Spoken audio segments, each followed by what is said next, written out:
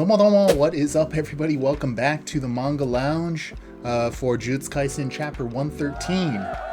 I tell you, Akutami Sensei has just been bringing in the heat week after week. Good 4 or 5 chapters now, I would say, of just really, like, in any other part of the series would be really top tier chapters. So it's incredible. It's incredible the consistency that is being brought with JUJUTSU Kaisen, and I'm having a blast translating it for sure. Also, there was some big news recently for JUJUTSU Kaisen fans. If you didn't hear, JUJUTSU Kaisen Volume 0 in English is indeed coming out, slated for a spring 2021 release, so still a little bit ways away.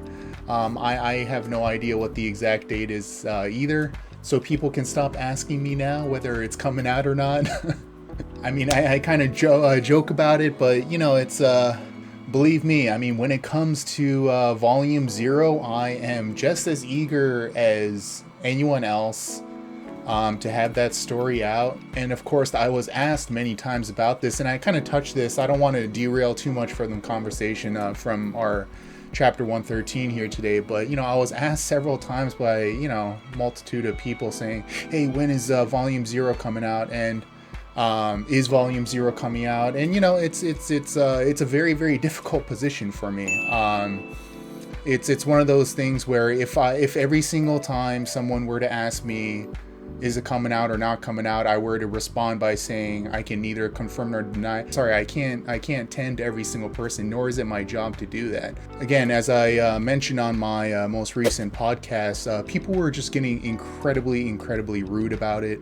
And like I said on the podcast again, I'm not going to waste time on people like that. I want to make that very clear. That's the beautiful thing about Twitter, is that, hey, if you're going to take the time out of your day to spread that negativity, yes, I am the translator, but I have no obligation. I don't work for Viz. Like, I am a freelance translator. I'm doing a lot of this content creation for free. I'm not making a dime out of any of this. I only make money out of, you know, translating the chapters, obviously. But I don't want to make it sound so dark either. There's been for every one person that complains about you know, me not doing this or doing that, there's, you know, 999 people that say this is awesome, we're enjoying the series, what a great time to be a fan of the series. And that's what I want to focus on, especially here in the YouTube channel and stuff too.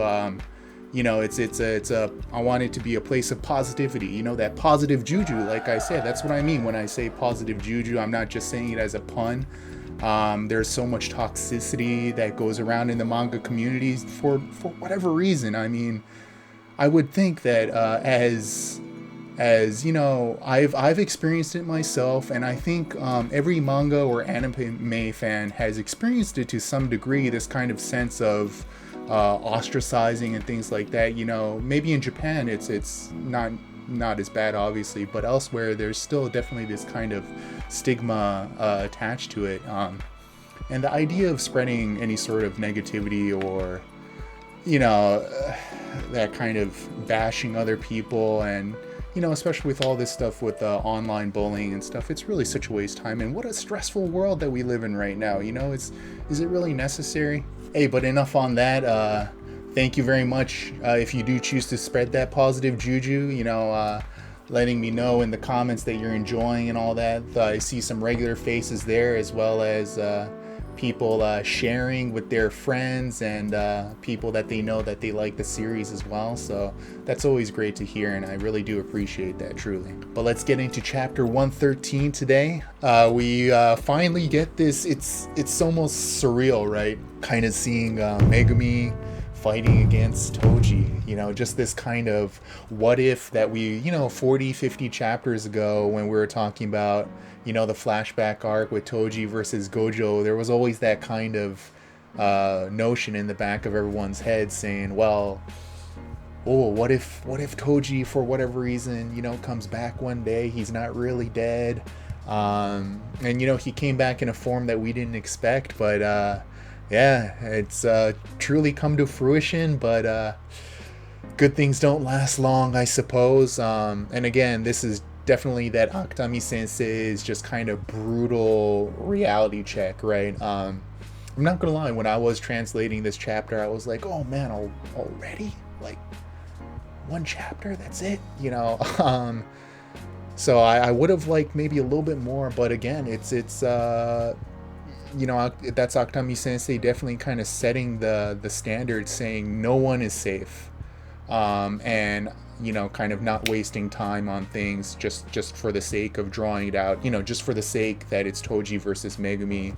But yeah, we have our fight starting out here. Immediately, Megumi uses his rabbit escape. My favorite, I guess I would say. It's just the kind of the juxtaposition between how cute it is and you know, the really stressful nature of the fight. It's always kind of funny, and it's great because if you actually kind of look closely with the different drawn out rabbits, you'll see like a couple here and there that are like on their back or like flipping or this and that. It's pretty funny.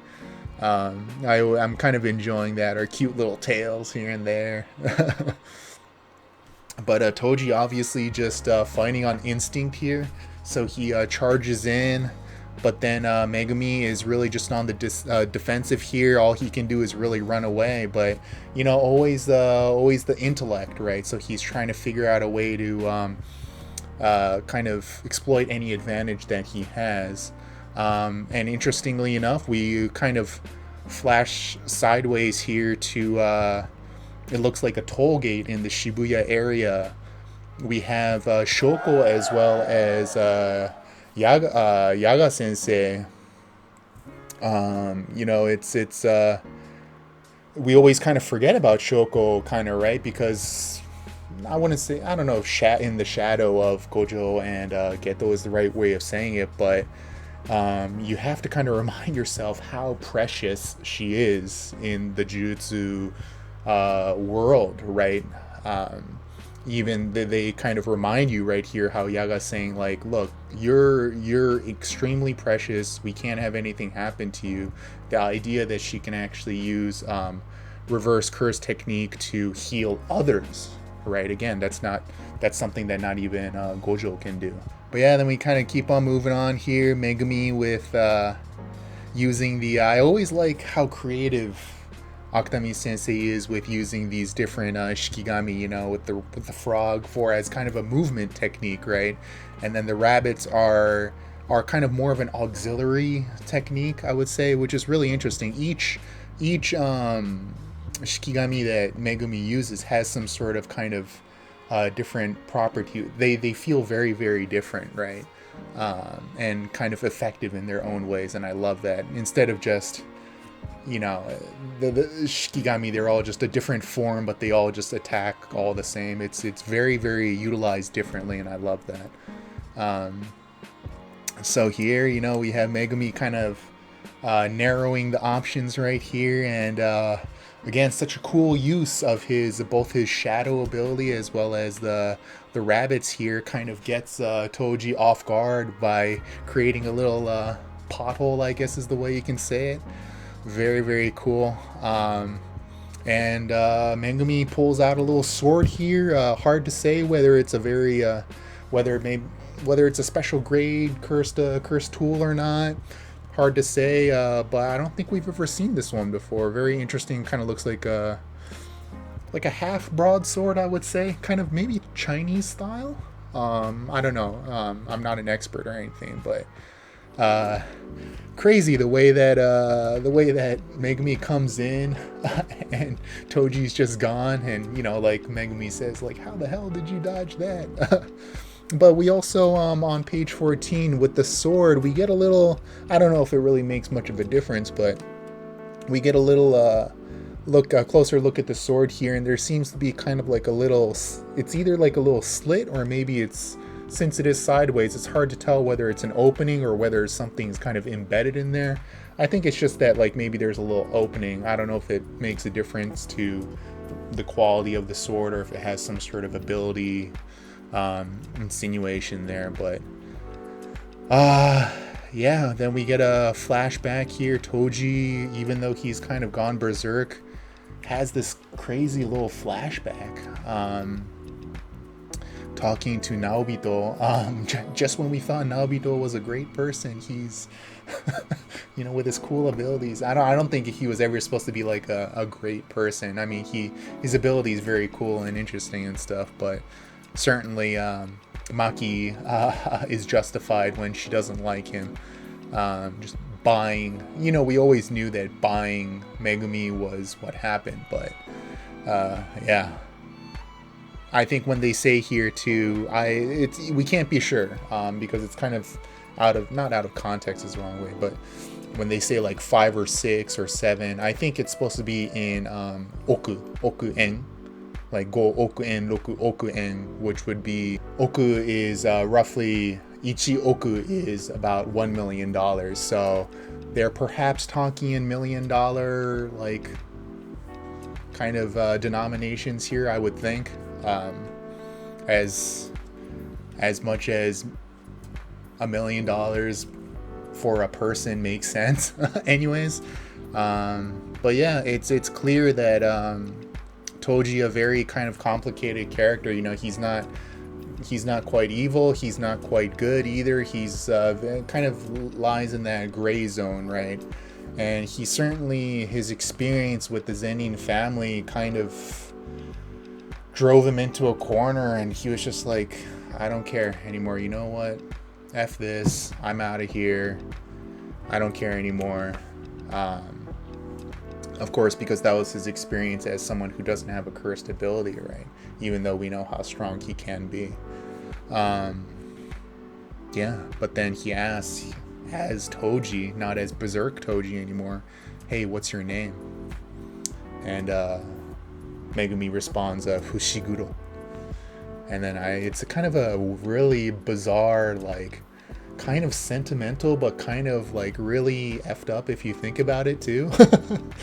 So it's not zen'in, huh? Good for you. It's like, it's, I think Toji here, when he says good for you, is supposed to be kind of like, that's good to hear. Like, I'm glad to hear, like, that's good, kid. I'm glad to hear that, you're not like, you remember, you're Fushiguro and this and that. And it's kind of a very, like I said, kind of a sentimental moment, right? But very kind of crazy too. And still, at this point, we have to remind ourselves, Megumi doesn't know who this person is. So, very, very bizarre, but interesting anyways.